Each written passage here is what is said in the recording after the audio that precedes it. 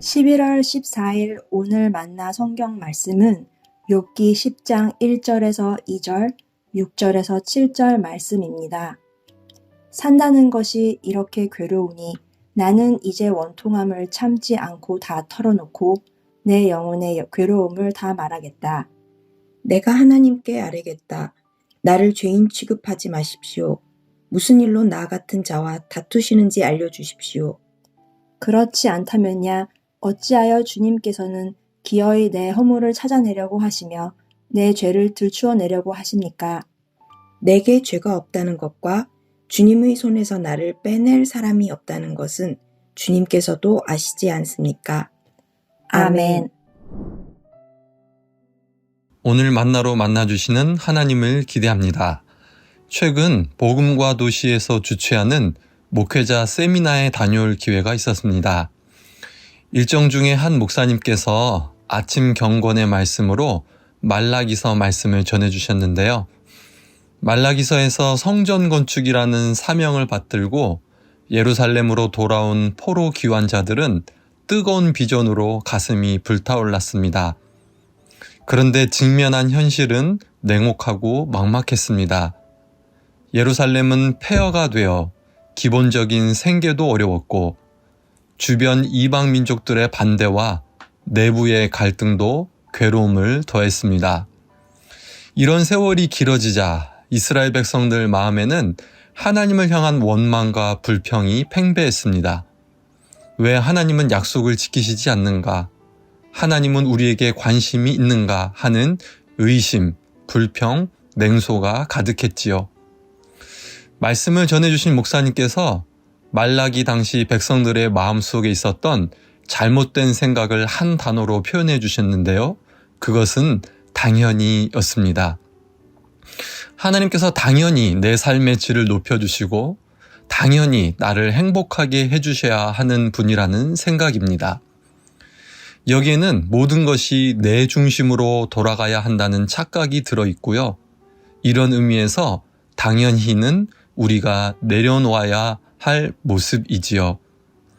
그렇기 때문에 우리는 언제나 변할 수 있는 상황이 아닌 영원히 변하지 않는 참 진리를 붙잡아야 합니다. 그 진리는 그래도 하나님께서 나를 사랑하신다는 것입니다.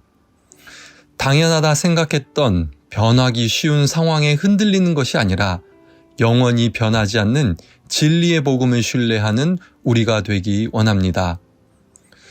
욥은 오늘 말씀에서 영혼의 곤비함 가운데 불평과 괴로움을 하나님께 쏟아놓고 있습니다.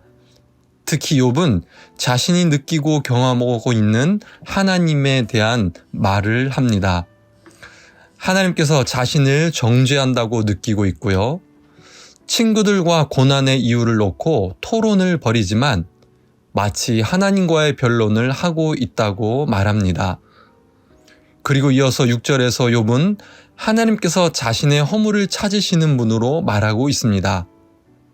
나의 죄를 들추시는 하나님이시라는 것이지요. 이런 표현들은 우리가 욥기를 살펴보면서 계속 확인하는 것으로 인과응보 사상에 입각한 신앙 때문에 그렇습니다. 지금 고난을 당하는 것은 죄가 있기 때문이라는 것이지요. 잘못한 것이 있어서 벌을 받는다는 겁니다. 고난이 있는 것을 보니 당신에게 죄가 있는 것이 당연하다는 말인데요. 이것은 욥의 친구들이 앞으로 계속해서 주장하는 바입니다. 그러나 욥기 시작 부분에서 보았지만 욥은 죄가 있어서 고난을 당하는 것이 아니지요. 그래서 욥은 고난 가운데 너무나 혼란스러워합니다. 무엇으로 이 상황을 설명할 수 없어 탄식하며 괴로워합니다. 욥의 삶에서도 당연히라는 생각이 흔들리고 무너지는 상황입니다. 하나님께서는 이것을 다루시고 계신다 생각합니다. 그럼에도 욥은 7절에서 고난을 주의 손으로 표현하면서 삶의 주권이 하나님께 있음을 고백합니다. 이해할 수 없는 이 고난에서 벗어나게 할 분이 하나님이심을 표현하고 있습니다. 사랑하는 성도 여러분, 우리 삶에도 당연히라는 잘못된 우상이 자리 잡고 있지는 않은지요? 하나님께서는 당연히 나를 잘되게 하셔야 한다. 하나님께서는 당연히 우리 가정의 평안을 지켜주셔야 한다는 생각들 말입니다.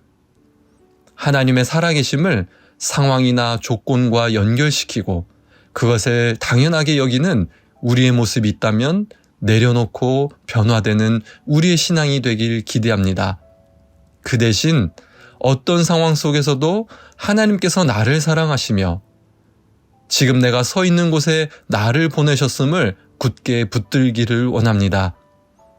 하나님께서 우리에게 베푸신 구원은 당연히가 아니었고 무조건적인 은혜였습니다. 이 은혜가 오늘도 나와 나의 일상을 붙들고 있음을 신뢰하며 믿음으로 살아가는 노프트 사람들 되시길 간절히 소망합니다. 기도하겠습니다. 하나님, 오늘 말씀을 통해서 우리의 신앙과 하나님과의 관계가 당연히로 이루어지지 않음을 깨닫게 되었습니다. 하나님을 나의 생각과 기대로 제한하지 않게 하시고 오히려 하나님의 은혜가 나의 삶과 일상을 붙들고 있음을 신뢰하게 하옵소서. 그렇게 은혜에 기대어 하나님과 동행하며 더욱 하나님께 가까이 나아가는 믿음의 삶 살게 하옵소서. 예수님의 이름으로 기도합니다. 아멘. 두 가지 제목으로 기도하겠습니다. 첫째, 오늘의 말씀으로 기도하겠습니다. 내가 당연하다고 생각하는 거짓된 우상을 내려놓게 하시고 하나님의 은혜 위에서 상황과 조건을 뛰어넘는 믿음으로 살게 하옵소서. 둘째, 나라와 통일 선교를 위해 기도하겠습니다. 이 땅에 하나님을 대적하여 높아진 모든 신념과 가치들이 무너지게 하시고 하나님의 주권이 드러나 평화와 정의의 물줄기가 편만하게 흘러가게 하옵소서. 이 제목으로 기도하신 후에 개인 기도 하시겠습니다.